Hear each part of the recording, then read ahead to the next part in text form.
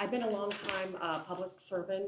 Been working for most of my career in government, just trying to advocate and fight for more equitable services through government through most of my career, in part because some of my just own family's experience of falling through the cracks of my mother going into poverty, had a lot of domestic violence in the home and everything, and seeing how she struggled to make ends meet as a child care worker, and how people fall through the cracks, and have just spent most of my career trying to work against that. And the reason I decided to run for Oakland City Council is just for my background, I've mostly been pushing for equity, and yet I had served in the Biden administration, came back to Oakland. My family's been here for decades, grandparents specifically, and what I had noticed, especially after what had happened to me, I had suffered a vehicular assault near the Lake Mary, attempted vehicular assault, and my ideal outcome out of that would have honestly been a restorative justice path. They looked young in terms of the young folks who did that to me. But I found that the police department was just, honestly, it was like they were hard. It was hard to get a report. I just found the public safety services less than adequate. And then I started looking at the public safety conversation around Oakland. And I think I just found myself troubled by the way that there's these factions within Oakland City Council, by which if you're progressive, it means that, somehow public safety shouldn't matter. And especially, I had listened to actually Lauren Taylor's interview on NPR, thought I want to go out to East Oakland for myself and listen to what the voices of this community that is predominantly Black and Latino, the folks that the progressives are saying, we don't want them to be brutalized by the police, what do they think about? I go to East Oakland, and almost every single person I talk to is sick of the public safety situation, wants to see more police, in fact wants to see more responsiveness from the police. And so that was just one of the things that it backed up just what I was looking in the data, which is the fact that here in Oakland, we have literally, I think, the highest violent crime ratio per officer in the country. We are extraordinarily out of the norms when it came to benchmarking Oakland, across Oakland, and just across cities across the United States. And beyond that, also since I have a background in public policy, I've been feeling just myself the cost of living, how incredibly hard it is to keep a roof over your head. I'm a renter. Felt just the need, we have to address the housing crisis when we think about abundance, and then also just was thinking from my vantage point of someone who had served in the Biden administration. We have all this money going out the door, tax credits, grants. We're gonna have to stop people. We're like 1 minute over. Okay, gotcha. I'll just say opportunities to be leveraged here in Oakland. Okay. Cool. I think it's on me. Yeah. So, hey Charlene. Hey. What are the key policies contributing to the ongoing budget deficits in Oakland? And what policy changes would you propose in your first year in office that address these challenges? Yeah, I think the public safety problem has been a huge contributor to our budget deficit. It's just one of those things where we do rely a lot on the business taxes, right, in order to fund our city's budget. And right now, you go across the city, there's so many vacant storefronts. This is why we're not able to make, we're not able to have the budget and the fiscal responsibility that we need here in Oakland. I would say that one of my goals going forward, were I to go into city council, is we also just need to look at smarter spending. We have a lot of contracts. For example, you look at that homeless audit that came out. I would argue even the audit required some more work, because the audit, if you look at that document, couldn't break down the programs that we're spending as well as the dollar amount to attach them. It had pointed out kind of our ability to move people into permanent housing, but it couldn't really break down the dollar spent per the programs that we're spending it on. And so one of the things that I think we need to do here in City Council, like day one, is to really just look across our programs, look at what's really being effective, tied to outcomes ultimately. That's really important, and start rolling back spending on programs that are not being effective. We also, I think, have just room for consolidation. I think, for example, when we looked at some of the issues when it comes to the paving contract, for example, and the fact that the Department of Transportation doesn't have the resources that it needs to oversee some of the contracts. I think that's another opportunity for centralization across the departments. So yeah, these are some of the ideas. And then also I would say that what is unique about my platform is I have given a lot of thought to the economic development piece, and I think that's going to be key to generating revenue. We also need to just invest in revenue generating positions like, fire inspectors, permitting folks that are going to be key to also unlocking some of the businesses that we want to attract here, but also to build more housing. So, yeah. Thank you. You're welcome. So Charlene, your website indicates you were instrumental for implementing EPA and DOT actions, including Oakland's grant to reimagine the highway corridor. Mm-hmm. But it appears that you were gone from that position more than a year before the grant was announced. Can you please clarify? And as a follow-up, after being away from Oakland for such a long period of time, how do you plan on effectively developing policy for Oakland that will holistically address issues here? Yeah, no, absolutely. So as to my role at Department of Transportation, my role was to really set up the basically the things by which we would select the grants for. So I had actually designed the criteria. What is it that the Department of Transportation is going to prioritize when it comes to funding which grants? And then for the first year of that program, for example, the Interstate 980 program, I personally advised Secretary Buttigieg to fund that program in part. I didn't know at the time that I was necessarily going to come back to Oakland, but I just knew since my grandparents lived right next to Interstate 980 that was an area that was in fact affected a lot by just poor air quality.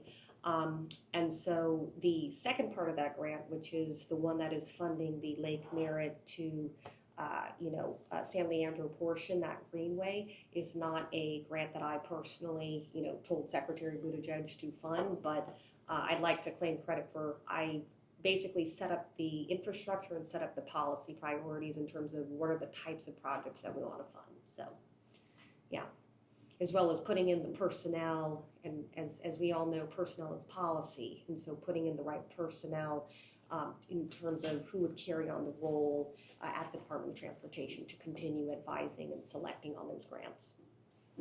So that was my role. In terms of answering your other question, which is how would I develop policy for Oakland? Yes, I want to acknowledge that, I, as an adult, have not been in Oakland for a long time. And so I always lead with what I like to say is humility. And so certainly would want to talk with many folks like yourself who have been long time, just folks who have been advocating for open policy, been really in the thick of it in terms of thinking how to improve, how to get disinvested communities the resources that they need, and would work hand in hand with folks like with you to accomplish that. Thank you. In the beginning, we talked a little bit about budget concerns and overall some of the key issues there.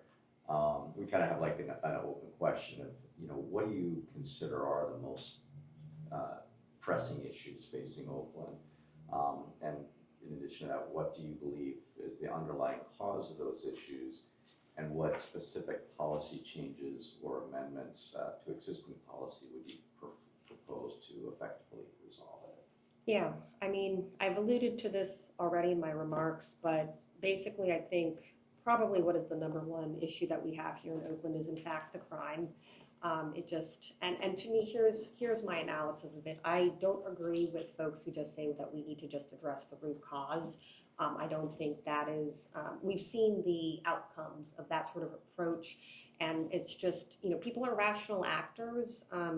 And also the other thing is, you talk to people out in East Oakland, there's a whole generation of kids that are going to grow up under gun violence if we're just addressing root causes. So I disagree with that point of view. However, I do agree with the point of view that policing alone is not the answer, that we do have to think about creating economic opportunities. To me, because we talk a lot about like providing social services, all of that, and I think that's important, but I think what beyond anything else provides people with a sense of dignity and keeps people out of trouble is high quality jobs, right? A job that really just gives you a sense of purpose, even if you don't have a college degree. And so that's why a lot of my platform is built around actually just bringing in these manufacturing jobs that, you know, Oakland was a manufacturing town, right? And we're seeing the manufacturing jobs come out across America in the renewable sector. This is why I'm interested in bringing those jobs here to Oakland, because I think it's a both-and approach.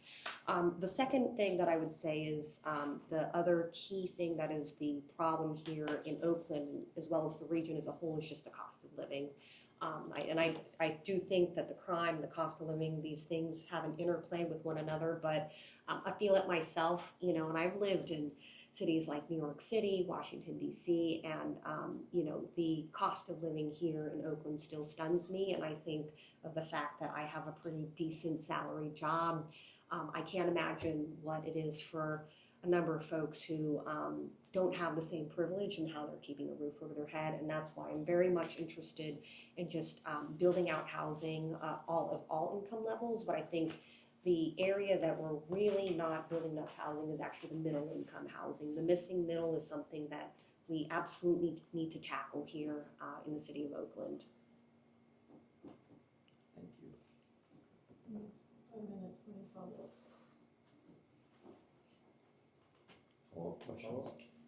You said beyond policing, but can you talk a little bit about policing and what you think the issues are there and how you would address them?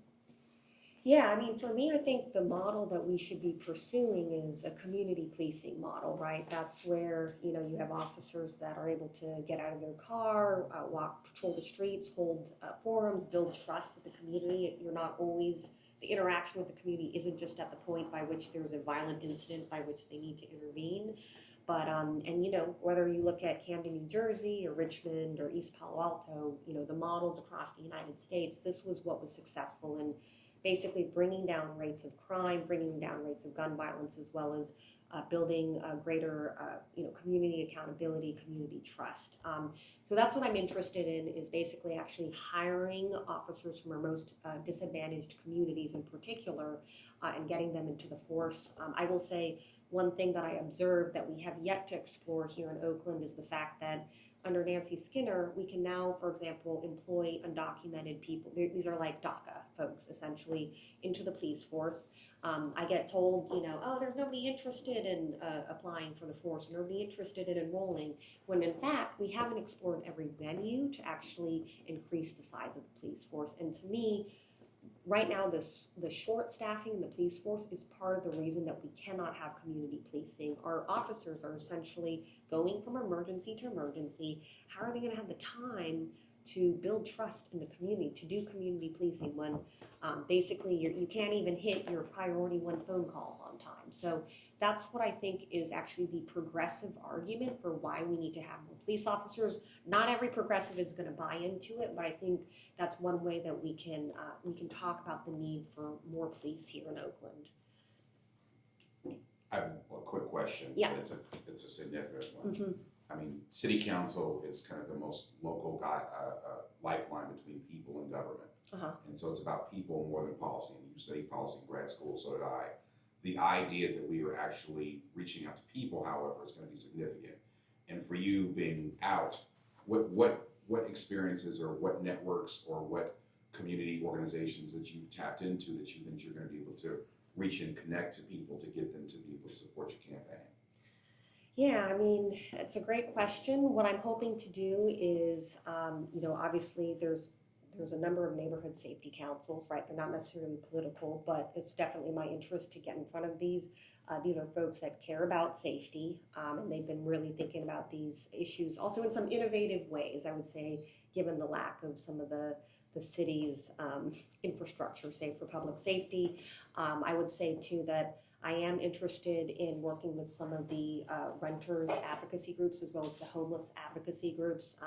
Again, my goal is to build a broad coalition where we are not sort of narrowly focused into either a moderate or sort of progressive faction of politics, but rather I think the best way to design policy is always you take ideas from across the spectrum. And for me, I would say when it comes to, for example, homelessness, I'm in touch with some of the homelessness advocacy groups, for example, and tenants' rights groups to work with them to ensure that renters are having, getting the protections that they need. At the same time, we're going to work with safety groups in order to ensure that, we do have the safety that we need here in Oakland.